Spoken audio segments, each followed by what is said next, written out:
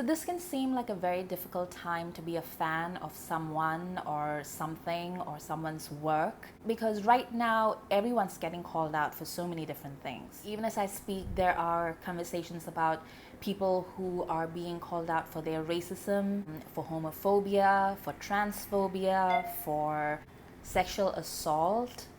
So I thought I'd do a video about reading your problematic faves, and just about reading.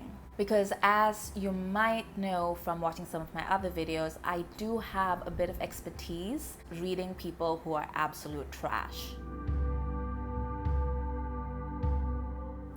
Now obviously this video, when we're talking about books and we're talking about English books, is a great deal in reaction to what happened with She Who Must Not Be Named. And in the wake of that, I saw a lot of very special takes. Obviously, I'm not going to name anybody because I don't have time to lead an online mob, but I will say that it is possible to engage with an author's work and to still retain the fondness that you have without actually defending that person. There is another way, and I'm here to let you know what it is. Now, as I mentioned briefly in my Dickens episode, when you're a person of color and you're engaging with English literature, it is entirely possible that you'll come across authors whose works are part of the canon and are held up to be the ideal and are deeply influential to generations of authors who write English literature, but whose personal views, perhaps about you personally, like your race or your ethnicity, is less than stellar, shall we say. Now, anyone who has ever engaged with another culture, maybe you're a K-pop stan, but if you are engaging with another culture, at some point you will have felt otherized. What do I mean by that? I mean that you will see the people from that culture talk about you in a way that you feel is ignorant or racist or just flat out wrong. And that's how people of color feel when they are reading a lot of English literature. Because English literature is so heavily Anglo-American, despite the rest of the Commonwealth and other parts of the world contributing to it. And by no means am I discounting, say, Caribbean literature or African literature or Indian literature. I mean, I'm Indian myself. But when we talk about English literature, the idea that comes by default is white, male, and Anglo-American. It should really be just Anglo, but by sheer force of popular culture, America sort of muscled in as well.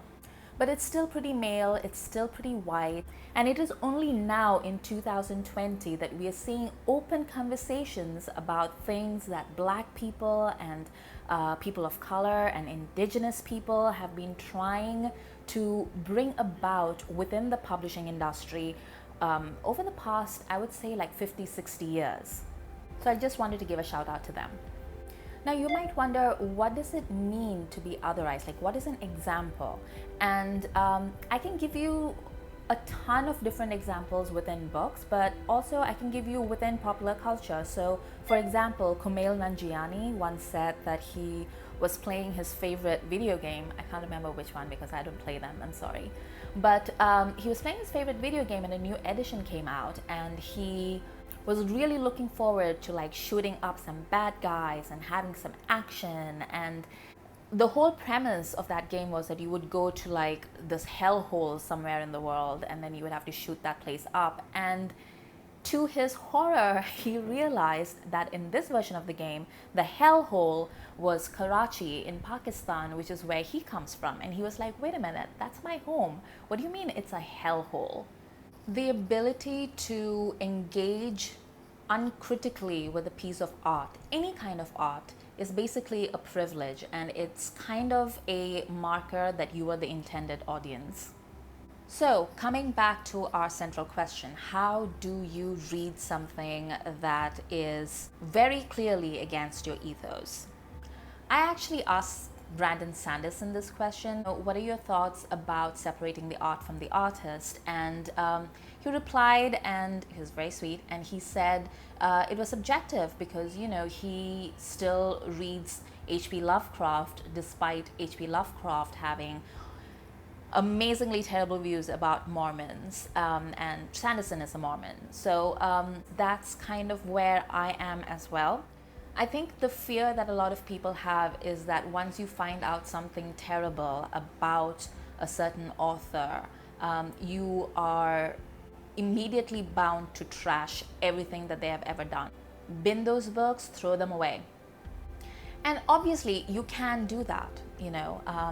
I grew up reading Enid Blyton, and she's this children's book author. She's British, and she was immensely popular in India when I was growing up. Maybe she still is. And I loved those books, you know. They sort of introduced me to the idea of freedom and independence. That's my biggest takeaway from those books. Because the kids in her stories, you know, they were running away to join the circus, which, by the way, is not a trope that we really have in India. Like, Indian kids don't run away to join the circus. Indian kids dream of running away from medical school. But even when they weren't running away from home, they were doing things like, you know, they solved crimes, they went camping on islands with their friends or their cousins. I mean, they got on bicycles and just ranged all over the countryside. It was amazing to me, a girl who was growing up in Delhi, because in my experience, you know, my mom wanted me back home by 6 in the evening. Evening prayers and the first light was lit at 6 in the evening, so I had to be home for that. Or else I had to be home before dark, where in Delhi, you know, in the winter, it's dark by 5 p.m. And then there are these kids who are my age, or at the time they were barely a little bit older than I was when I was reading these books, and they were just going camping, like on some island somewhere. And their parents were just like, yep, okay. But also it made me want that life. It made me want a life where I could just wake up in the morning and be like, you know what, this weekend I'm just gonna go do this. And that is the life that I have worked towards ever since I was a little girl, and I kind of owe it to those books that I read by Enid Blyton. But here's the thing about Blyton, she's also an incredible racist. And not even like a coded racist, like there are things in her books about black people and about dark-skinned people that are incredibly not just problematic, but downright objectionable. And I grew up reading those things, and because nobody told me about those things, and this is all information that I realized for myself when I became an adult, I have to wonder, like, you know, what are the things that I have internalized due to the fact of my having read those books. So here's the thing, I would never recommend a children's book to a child knowing that it had objectionable material in it. That's my one hard rule. So would I ever buy an Enid Blyton for a child or recommend it to a parent? No, I would never. But as adults, you have the power to make subjective choices. And it's honestly not that hard. You just pay a bit more attention to the context of that work. Read criticism. Engage with it in an honest fashion. If I, as a woman of color, were to stop discussing or reading things by problematic people, I would literally have maybe like 5 people to read in English. Or probably in like other languages too, but I'm just talking about English literature right now. That said, if your default position is to bin something, go right ahead. There are people here today in this world who've never watched a Star Wars movie, and they're leading perfectly fine lives. They're not excluded from the discourse. They're not missing out on anything. It's fine. So your kid never gets to read Harry Potter. That's okay. They will survive. I also want to point out that a lot of people talk about classics as if they are, you know, inviolate. A common refrain is that you can't really judge something that was written 100 years ago, 150 years ago by modern standards. And actually, yes, you can. When you find new information, you obviously go back and look at the old information and you see where it was wrong. That's basic intelligence. C.S. Lewis, who wrote Narnia, that's C.S. Lewis, was also a professor of English, and he wrote this book. It's called An Experiment with Criticism, I think. And it basically talks about the relationship that a reader has with a text. And it's a bunch of different things, you know. It's a call against elitism, and it's an appeal to read more widely. But he also talks about how the relationship a reader forms with a text is crucial to the understanding of that text.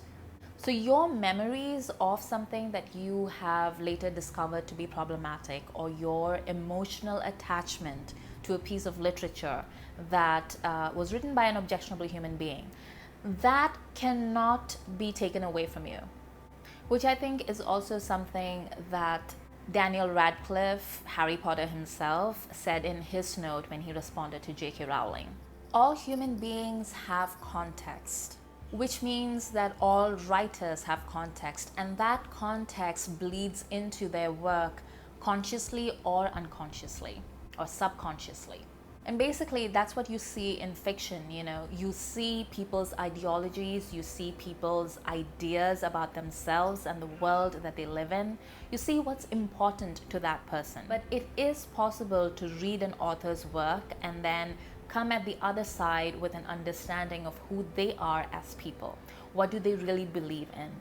It's incredibly rare for an author to go into writing a book and spending years of their life coming up with something when they don't believe in it at all. So when you are reading this book or this novel or this short story or whatever it is, keep that in mind. Ask yourself, what is it that this author is telling me about the world? That's not hard. So here's the thing, there's no such thing as a perfect human being, and therefore there's no such thing as a perfect book. As we evolve as human beings and as our understanding of each other increases, we are going to come across things in our favorite books that are terrible and that challenge our worldview and our view of who we are as people to have fallen in love with that piece of literature.